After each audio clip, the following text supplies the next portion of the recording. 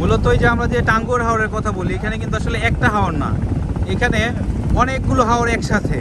তো এর মধ্যে হচ্ছে যে টাঙ্গুয়ার হাওরটা, এটা হচ্ছে বাংলাদেশের সবচাইতে বড় হাওর, এবং আমরা এই মুহূর্তে কিন্তু একদম টাঙ্গুয়ার হাওরের মাঝখানে আছি। এবং এই যে বিশাল যে জলরাশি, চারিদিকে একদম সমুদ্রের মতো কোনো কিনারা নেই, বিশাল জলরাশিটা হচ্ছে এই টাঙ্গুয়ার হাওরের মূল অংশ। আমরা এখন এই টাঙ্গুয়ার হাওরের মধ্যে দিয়ে যে সামনে যে ওয়াচ টাওয়ার আছে, সেই ওয়াচ টাওয়ারের কাছাকাছি যাব, এবং ওয়াচ টাওয়ারের কাছাকাছি গিয়ে সেখানে হয়তো বা এই যে গাছগুলো আছে, সেই গাছগুলোর কাছে কোনো একটা গাছে আমাদের নৌকা বেঁধে সেখানে হয়তো বা কিছুটা সময় গোসল করব। তো এই যে টাঙ্গুয়ার হাওরের যে বুকে আমরা একদম বুক চিরে সামনে এগিয়ে যাচ্ছি, সামনে মানে কোনো কুল কিনারা কিন্তু নেই, একদম মনে হচ্ছে যে সমুদ্রের মতো বিশাল।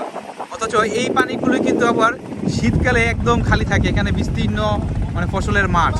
আর বর্ষাকালে এই বিস্তীর্ণ ফসলের মাটি পানিতে টইটুম্বুর থাকে, যেটাকে আমরা হাওর বলি।